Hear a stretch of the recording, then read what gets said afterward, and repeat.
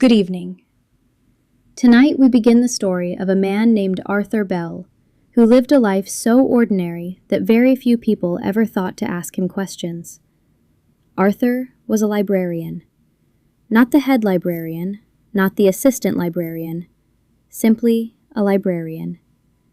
He worked in a small town called Meadowbrook, a place known primarily for having very little happen within its borders. There were no castles in Meadowbrook. There were no famous landmarks. There were no annual festivals that attracted visitors from distant cities. The town possessed a bakery, a post office, a grocery store, a barber shop, and a library. For most residents, this seemed entirely sufficient. Arthur lived in a modest brick house on Maple Street. Every morning, he woke at exactly 6:45, not because he set an alarm.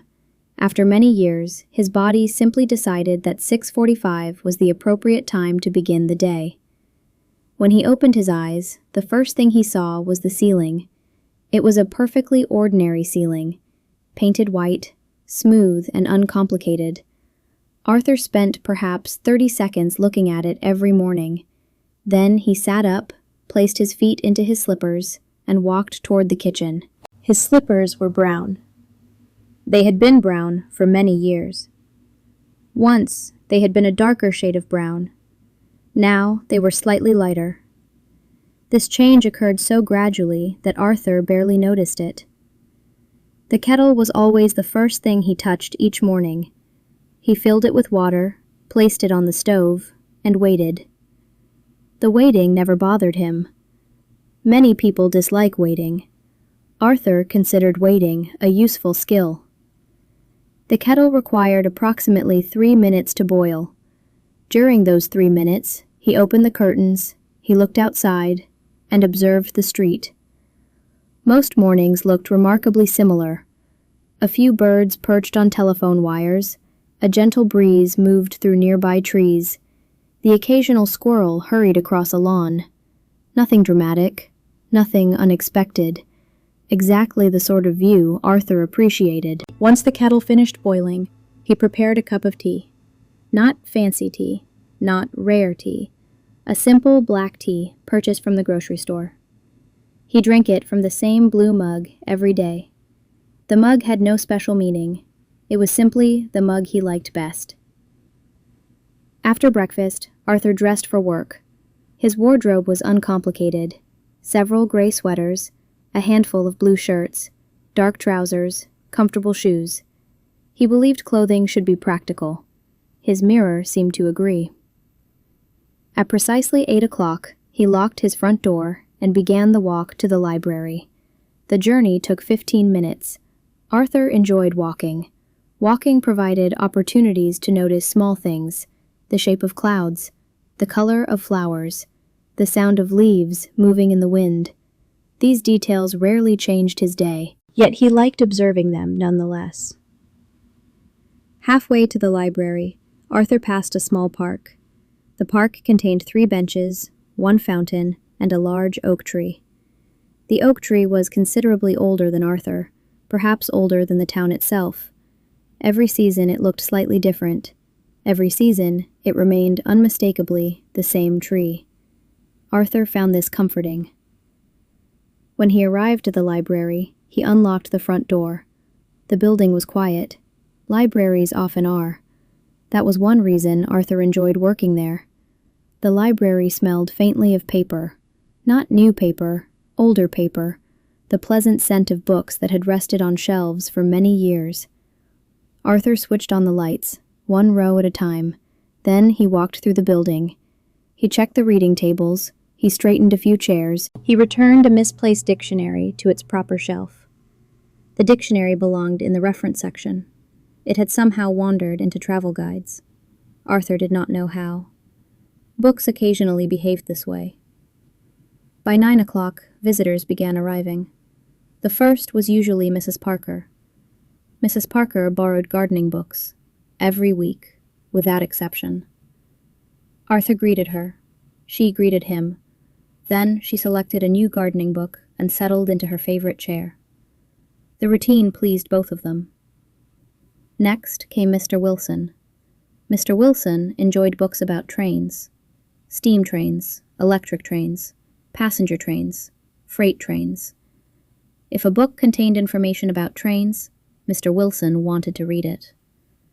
Arthur often prepared a small stack for him in advance. Again, this was part of the routine. And routines made life pleasantly predictable. The morning passed quietly. Pages turned, pens scribbled notes. Occasional footsteps crossed the floor. The clock on the wall ticked steadily. Arthur checked returned books. He stamped dates. He organized shelves. He answered simple questions. Where can I find books about birds? Do you have any cookbooks? Is this seat available? The answers were usually straightforward. Arthur liked straightforward things. At noon, he ate lunch. Lunch consisted of a sandwich, ham and cheese, an apple, and a bottle of water. He sat at a small table in the staff room. The room contained 2 chairs, a refrigerator, a microwave, and a calendar displaying photographs of countryside landscapes. Arthur particularly liked the photograph for September. It showed a winding road lined with golden trees. He had looked at it many times. Each time, he noticed something new. A fence, a distant hill, a patch of sunlight on the road. After lunch, the afternoon settled into a comfortable rhythm. Outside, clouds drifted lazily across the sky. Inside, books waited patiently on shelves. Readers turned pages. The heating system hummed softly. Nothing rushed. Nothing demanded urgency. Everything moved at the gentle pace of an ordinary day, and somewhere, among thousands of books, Arthur Bell continued his quiet work, unaware that tomorrow would bring the smallest and most unusual event he had experienced in years. Not a dramatic event, not a dangerous event, just something unexpected. And for a man like Arthur, unexpected things were very rare indeed. The following morning began exactly as Arthur expected. His eyes opened at 6:45. The ceiling looked the same. The kettle boiled at the same speed. The tea tasted exactly as it had the day before. Outside, the street remained peaceful and quiet. Everything appeared wonderfully ordinary. Arthur preferred it that way. After breakfast, he followed his usual routine. He washed his mug, folded a kitchen towel, straightened a chair that wasn't really crooked. Then he left for work. The morning air felt cool and fresh. A few clouds drifted slowly overhead. The park looked unchanged. The old oak tree stood exactly where it had stood yesterday, and the day before that, and thousands of days before that. Arthur nodded to it as he passed, not because he believed trees appreciated greetings, but because habits often develop naturally over time. When he arrived at the library, something unusual happened. There was a small brown package sitting outside the front door. Arthur stopped. He looked at the package. Then he looked around. No one appeared to be nearby. The street was empty. The package was about the size of a large book. It was wrapped in plain brown paper, a simple piece of string tied around it. Nothing else. No stamps, no labels, no address. Arthur had worked at the library for 14 years. During those 14 years, no mysterious packages had ever appeared. This immediately made it the most unusual object he had encountered all month, perhaps even all year. Carefully, he picked it up. It felt surprisingly light, not empty, but certainly not heavy. He unlocked the door and carried the package inside. The library was silent. The shelves waited patiently in neat rows. Sunlight filtered through the windows. Arthur placed the package on his desk. Then he spent nearly 2 minutes looking at it. Most people might have opened it immediately. Arthur was not most people. He preferred careful observation. The string appeared ordinary. The paper appeared ordinary. The package itself appeared entirely ordinary, which somehow made it more mysterious. Eventually, curiosity won. He untied the string, folded the paper neatly, and opened the package. Inside was a book. A very old book. Its cover was dark blue. The corners showed signs of wear. The pages looked yellow with age. There was no title on the cover, no author's name, no markings at all. Arthur opened the first page. Blank. The second page. Blank. The third page. Also blank. He continued turning pages. Every page appeared completely empty. Arthur frowned slightly. Not a dramatic frown, more of a thoughtful frown. The sort of expression produced by mild confusion. An empty book, delivered anonymously, to a library. It was certainly unusual. He examined the book again. Nothing. Not a single word. Not even a page number. Arthur placed the book carefully on his desk. Perhaps someone would return later to explain. Perhaps there had been a mistake. Libraries occasionally received unusual donations. A box of magazines, a collection of old maps, several books about fishing. Once, someone donated 27 cookbooks featuring potatoes. Anything was possible. For now, Arthur decided to continue working. The morning visitors arrived. Mrs. Parker borrowed a gardening guide about roses. Mr. Wilson selected 2 books about steam locomotives. Everything proceeded normally. Yet, every so often, Arthur glanced toward the mysterious book. It remained exactly where he left it, quietly resting on the corner of his desk. By midday, nobody had claimed it. Arthur carried it into the staff room during lunch. He examined it while eating his sandwich. The cover contained no clues. The pages remained blank. The mystery persisted. Not that it was a particularly dramatic mystery. No detectives would be called. No newspapers would publish headlines. Still, for Arthur Bell, it was quite interesting. After lunch, he returned to work. Around 3 o'clock, an elderly woman entered the library. Arthur recognized her immediately. Her name was Margaret Ellis. She lived on the edge of town. She rarely visited, perhaps twice a year. She walked slowly but confidently, as though she had all the time in the world, which, Arthur suspected, she probably did. Margaret approached the desk. Then she stopped. Her eyes widened slightly. She pointed toward the blue book. "Oh," she said quietly. "There it is." Arthur blinked. "There what is?" "The book." Arthur looked at the book, then back at Margaret. "Do you know what it is?" Margaret smiled. It was a calm smile, the kind of smile someone wears when remembering an old story. "I haven't seen it in many years." Arthur became very interested. Not extremely interested, but certainly more interested than usual. He adjusted his glasses. "What kind of book is it?" Margaret looked toward the nearest window, as if considering her answer carefully.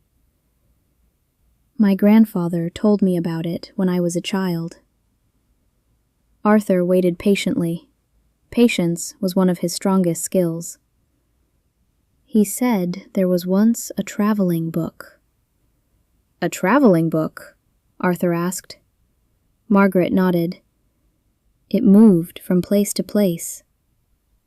"Why?" No one really knew. Arthur considered this. It seemed like an incomplete explanation. Then again, many old stories are. "My grandfather said the book appears wherever it wishes." Arthur glanced down at the blank pages. "And what does it do?" Margaret smiled again. "Nothing." Arthur stared. "Nothing?" "Nothing at all." For several moments, neither spoke. The clock ticked quietly. Somewhere nearby, a page turned. Finally, Arthur said, That seems rather disappointing. Margaret laughed softly. Perhaps. Then she leaned closer. Or perhaps that's why it's special. Arthur wasn't entirely sure what she meant. The book still appeared blank, still appeared ordinary, still appeared entirely inactive. Yet somehow, the explanation made him even more curious. Margaret checked out 2 novels and left shortly afterward. The mysterious book remained. The questions remained as well. And as the afternoon sunlight slowly faded, Arthur Bell found himself thinking about something he rarely thought about. Wonder. Not excitement, not adventure, just wonder. A quiet curiosity about something he didn't quite understand. For a man whose days were usually predictable, it was a surprisingly pleasant feeling. And that evening, when he locked the library and prepared to walk home, he decided he would bring the strange blue book with him, just for one night, just to examine it more carefully. After all, it wasn't every day that a blank book appeared on the library doorstep, and Arthur suspected the story of the traveling book was only just beginning. Arthur carried the blue book home beneath his arm. The walk felt slightly different than usual. Not because the street had changed. The trees remained in their usual places. The park looked exactly the same. The old oak tree still stretched its branches toward the evening sky. Everything appeared normal. Yet Arthur felt as though he were carrying a small question that had not yet been answered. And questions, even quiet ones, can change the way a person sees a day. When he arrived home, he placed the book carefully on the kitchen table. Then he made tea. Whenever Arthur encountered something puzzling, tea seemed like a reasonable response. The kettle boiled. Steam rose gently. The familiar blue mug waited on the counter. Soon, he was sitting beside the mysterious book with a warm cup in his hands. Outside, evening slowly settled over Maple Street. Streetlights began to glow. Birdsong faded. The neighborhood became quieter with each passing minute. Arthur opened the book once again. Blank pages. Nothing more. He turned page after page. Still blank. He examined the binding, the cover, the edges of the paper. Nothing unusual. No hidden notes, no secret messages, no mysterious maps. Just empty pages. Finally, after nearly 20 minutes of investigation, Arthur closed the book. "I suppose you're simply a book," he said softly. The book offered no reply, which was exactly what one would expect from a book. Arthur finished his tea, read several chapters of a gardening magazine, then prepared for bed. Before turning of the light, he glanced once more toward the table. The Believe book sat courtly in the darkness, waiting. Or perhaps not waiting. Books really hurry. The next morning, Arthur woke at 6:45 as usual. He dressed, made tea, opened the curtains, and immediately noticed something strange. The blue book was no longer on the kitchen table. Arthur froze. Not dramatically, just enough to notice. He looked around the room. The table was empty. He checked the counter. Nothing. The shelf. Nothing. The chair beside the window. Nothing. Arthur frowned. This was unusual. Very unusual. He distinctly remembered leaving the book on the table. His memory was generally reliable, particularly concerning books. Then he noticed something. The book was resting on a nearby bookshelf, between 2 novels, perfectly aligned, as though it belonged there. Arthur walked over slowly. Perhaps he had placed it there before bed. Perhaps he had forgotten. That seemed possible. People forget things, even librarians. Still, something about it felt odd. He removed the book, opened it. Blank pages. Nothing had changed. After breakfast, Arthur returned the book to the kitchen table. Then he left for work. The day passed quietly. Visitors came and went. Books were borrowed. Books were returned. Questions were answered. Everything unfolded according to the usual rhythm. By evening, Arthur had nearly forgotten the incident, until he arrived home. The book had moved again. This time, it sat on a small side table near the window. Arthur stared. The side table was on the opposite side of the room. He was quite certain he hadn't left it there. The certainty wasn't dramatic. It simply felt accurate, like knowing where you left your shoes, or remembering which shelf contains dictionaries. Arthur sat down. The book sat quietly before him. Neither of them moved. At least, not for the next several minutes. Eventually, Arthur spoke. "Are you moving around my house?" Again, the book remained silent. Books are famously poor conversationalists. The following day, Arthur decided to perform a small experiment. Before leaving for work, he placed the book directly in the center of his kitchen table. Then he arranged 4 pencils around it, one above, one below, one on each side. The arrangement resembled a compass. Arthur nodded. If the book moved, he would know. The plan seemed perfectly reasonable. That evening, he returned home. The pencils remained exactly where he left them. But the book was gone. Arthur blinked. He looked at the table. The pencils formed a neat square around an empty space. The book had vanished. For several moments, he simply stood there. Then he began searching. The living room, the bedroom, the hallway, the bookshelf, the closet. Finally, he found it.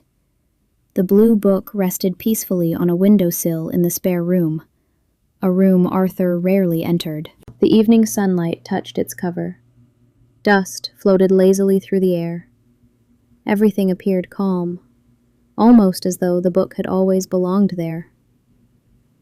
Arthur picked it up. He turned a few pages, still blank, still ordinary, and yet somehow no longer ordinary at all. That night, he slept surprisingly well. One might assume a mysterious, wandering book would create anxiety, but Arthur felt none. The book seemed harmless. It wasn't breaking anything. It wasn't causing trouble. It simply moved from place to place, quietly, without explanation, rather like a cat, except made entirely of paper. The next afternoon, Arthur returned to the library, carrying the book once again. He hoped Margaret Ellis might visit, and, to his surprise, she did. Shortly after lunch, she appeared at the front desk. Arthur greeted her immediately.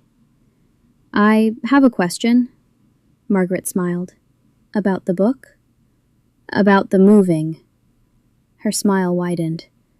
"Ah, you knew it moves?" Margaret nodded. "My grandfather mentioned that part." Arthur adjusted his glasses. "You neglected to mention it yesterday." "You didn't ask." Arthur considered this. Technically, she was correct. He hadn't asked whether the book wandered around houses during the night. It simply hadn't occurred to him. Margaret looked toward the blue cover. "It never stays in one place for very long." "Why?" "No one knows." Arthur sighed softly. Old stories contained far too many unanswered questions. Margaret lowered her voice. "My grandfather believed the book liked finding peaceful places." Arthur looked down at it. The windowsill, the bookshelf, the side table, all quiet locations, all peaceful. The idea seemed strangely reasonable. For the first time, Arthur found himself smiling, not because he understood the mystery, he certainly didn't, but because it was the most gentle mystery imaginable. No danger, no urgency, no dramatic consequences. Just a wandering, blank book, searching for comfortable places to rest. And somehow, Arthur found that rather charming. Little did he know, however, that the following morning would reveal something even stranger. For the first time since the book arrived, one of its pages was about to contain a single line of writing. The next morning began much like every other morning in Arthur Bell's life. The kettle boiled, tea steamed gently from his blue mug. The sun rose slowly above the rooftops of Meadowbrook. Everything felt calm. Everything felt familiar. Until Arthur opened the blue book. At first, he noticed nothing unusual. The cover looked the same. The pages looked the same. Then, halfway through the book, he stopped. One page was no longer blank. A single sentence appeared in neat handwriting. Just 7 words. Today will be pleasantly ordinary and quiet. Arthur stared. He adjusted his glasses. Then he read the sentence again.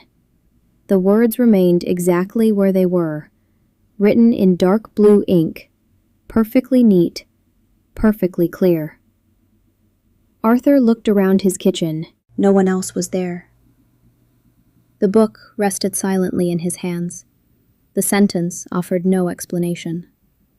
No signature, no further details. Simply a statement. Today will be pleasantly ordinary and quiet. Arthur wasn't entirely sure what to make of it. Still, the sentence seemed harmless. Perhaps someone had written it long ago. Perhaps he had somehow missed it, although that seemed unlikely. Librarians generally notice words inside books, especially when there was only one sentence. Arthur finished his tea and walked to work. The day unfolded exactly as the sentence predicted. Mrs. Parker borrowed a gardening book. Mr. Wilson selected a book about railway stations. Several children visited after school. One returned an overdue adventure novel. Another asked where to find books about butterflies. Nothing surprising occurred. Nothing unusual happened. The day was, in fact, pleasantly ordinary and quiet. By evening, Arthur found himself thinking about the sentence again. Coincidence seemed possible. After all, most days in Meadowbrook were ordinary and quiet. The prediction required very little imagination. That night, he placed the book on a reading chair near the fireplace. The following morning, he opened it again. This time, there were 2 sentences. The original sentence remained. Beneath it appeared a new one.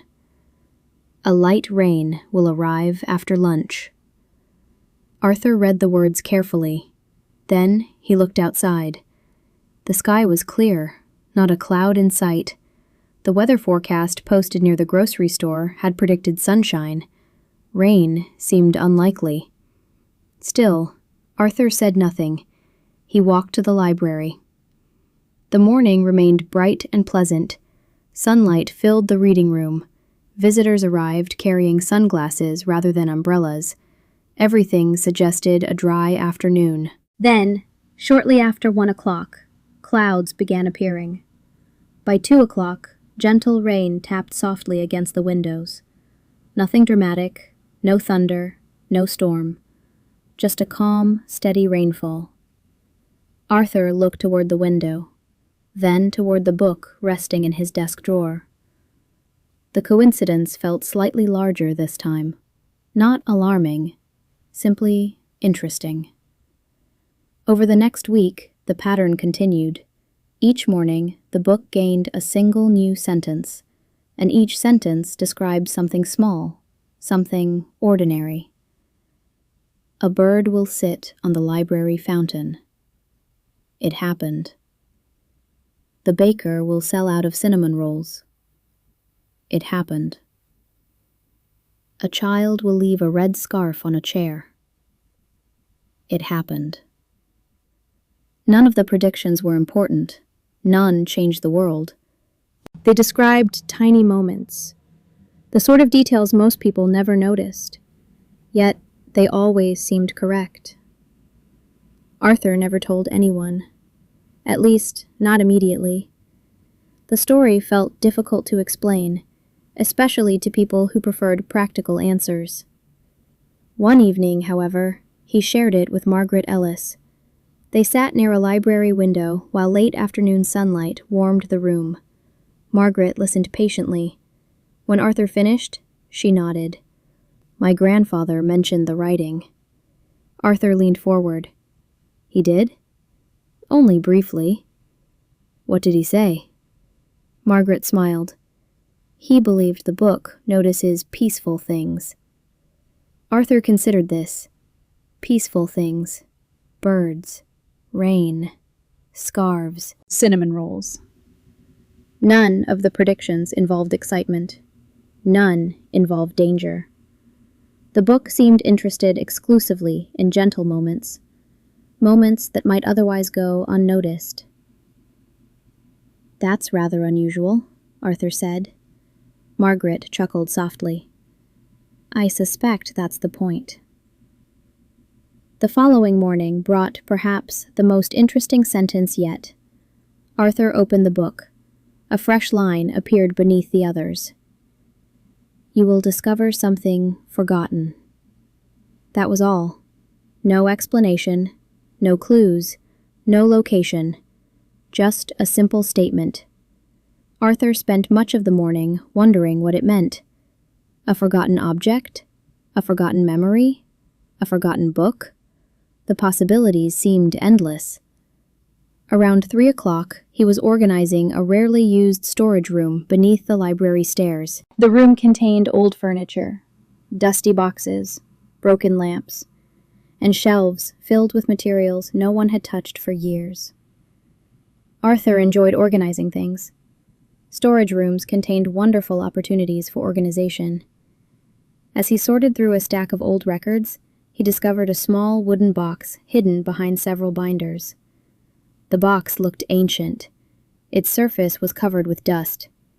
Arthur opened it carefully. Inside, he found dozens of old library membership cards. Hundreds, perhaps. Each card belonged to a former resident of Meadowbrook. Names from decades ago. Teachers, farmers, shopkeepers, people whose stories had slowly faded from memory. Arthur spent nearly an hour reading them. Not because he needed to, simply because he found them fascinating.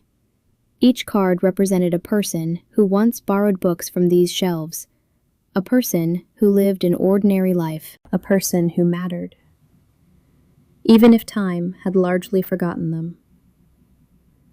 That evening, Arthur sat quietly in the library after closing. The membership cards rested on his desk. The blue book rested beside them. Outside, the town settled into another peaceful evening. Arthur looked at the mysterious book. For the first time, he felt he understood something about it. Not everything, certainly not. The mystery remained. But perhaps the book wasn't trying to predict the future. Perhaps it was simply paying attention, noticing the small moments, the quiet details, the gentle events that most people overlooked. And perhaps it was encouraging Arthur to notice them too. As the sun disappeared beyond the horizon, Arthur smiled, a genuine smile, because, for the first time in many years, he had begun seeing ordinary life a little differently. And unknown to Arthur, the final chapter of the book's journey was drawing near.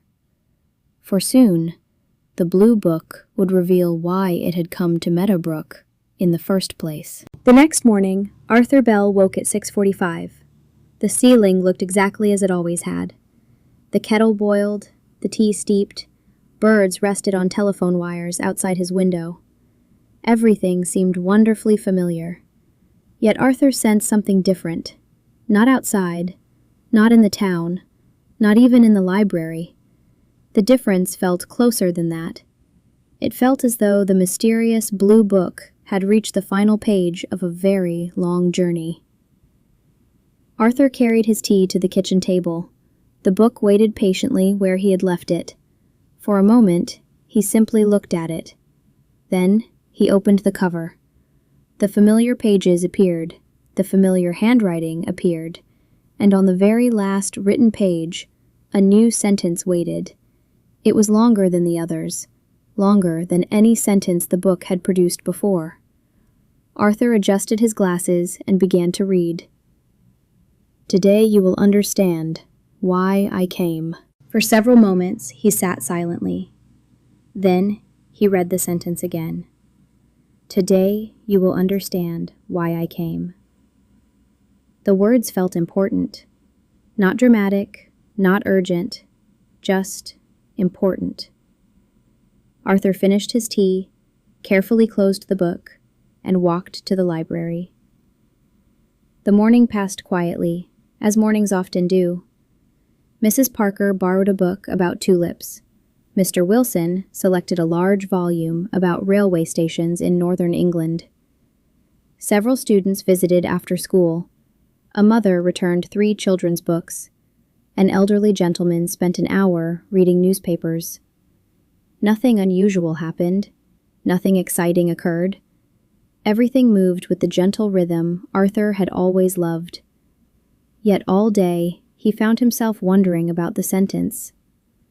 Why had the book come? Why this town? Why this library? Why him? The answers remained hidden. Until late afternoon, just before closing time, a young girl entered the library. Arthur had never seen her before. She appeared to be around 10 years old, perhaps 11. She carried a small notebook beneath one arm, and she looked slightly nervous. Arthur smiled kindly. "Can I help you?" The girl nodded. "I hope so." Arthur waited patiently. The girl looked around the library, at the shelves, at the tables, at the windows. Then she spoke. "My grandfather used to bring me here." Arthur smiled. "That's nice." The girl nodded. "He passed away last year." Arthur's smile softened. "I'm sorry to hear that." The girl looked down briefly, then continued. "He loved books." Arthur understood immediately. Many people who loved books eventually found their way to libraries. It was one of the nicer facts about life. The girl held up her notebook. "He used to tell me stories." "What kind of stories?" "Ordinary stories." Arthur blinked. "Ordinary stories?" The girl nodded. "Stories about people having normal days." Arthur smiled. Those sounded familiar. He said ordinary lives were full of interesting things, if you paid attention. For a moment, Arthur said nothing. The sentence sounded remarkably similar to something he himself had been learning. The girl continued. "He told stories about bakers, farmers, shopkeepers, librarians." Arthur felt a small smile appear. "Librarians?" "Yes," she laughed softly. He thought librarians were interesting. Arthur suspected many people would disagree, but he appreciated the sentiment. The girl opened her notebook. Inside were handwritten pages, dozens of them, perhaps hundreds.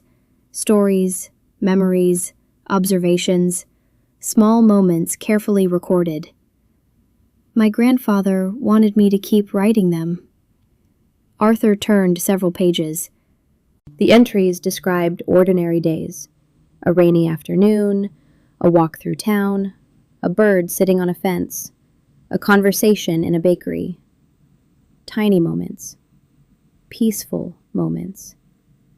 Moments many people might overlook, yet somehow they felt meaningful. Arthur suddenly thought of the blue book, the predictions, the observations, the forgotten membership cards, the wandering pages, the quiet details. All of it seemed connected. The girl looked at him. "Do you think ordinary stories matter?" Arthur glanced toward the shelves. Thousands of books surrounded them.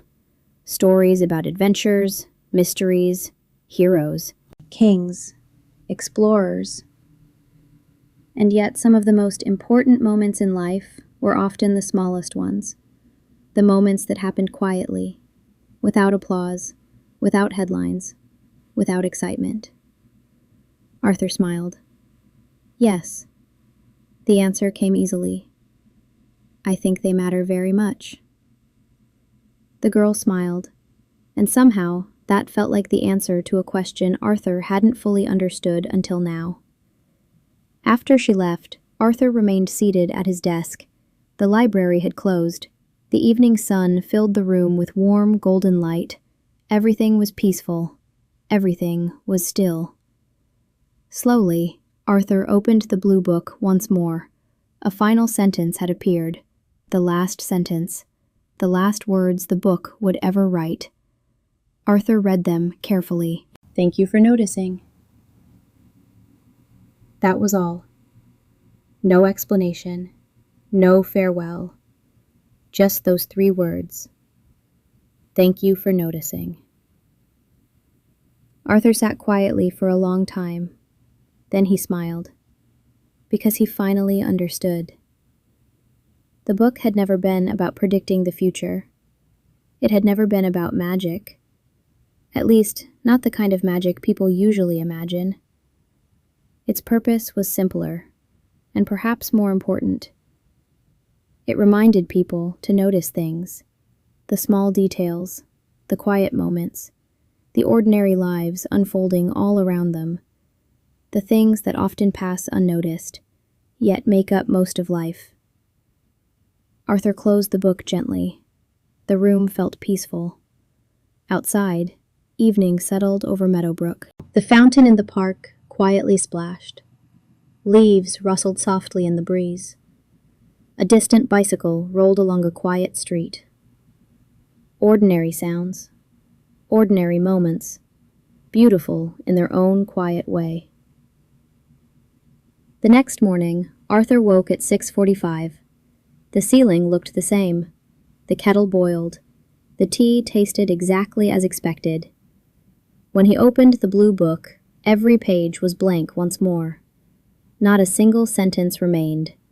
The handwriting had vanished. The predictions had disappeared. Only empty pages remained. Arthur wasn't disappointed. The book had already given him what it came to give. Later that day, he placed it on a shelf in the library. Not in a special display, not behind glass, just on an ordinary shelf among ordinary books, exactly where it seemed happiest. And there it remained, quietly waiting. Perhaps for another reader. Perhaps for another town. Or perhaps simply enjoying the peaceful company of thousands of stories. As for Arthur Bell, he continued living his wonderfully ordinary life.